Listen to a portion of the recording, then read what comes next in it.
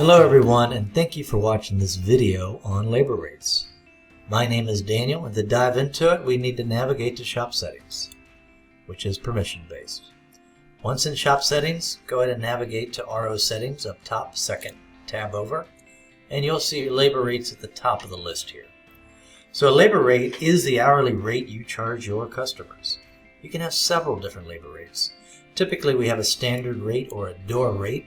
You might have a European rate, might have a fleet account rate, might have friends and family, and so forth. If you notice you're doing more European cars, you can hover over 4 lines and drag them up top. So when you create a repair order, it's always going to use your $155 labor rate. Stick my standard rate back up top, and I'm going to hit Save Rates. Now you can rearrange these.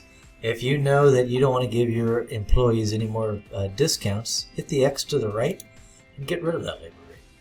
You can use several labor rates for one repair order. Essentially, it would be a different labor rate per job.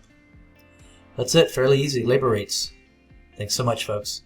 Thanks for watching. Please do not forget to give this video a thumbs up and to share it with the rest of your team.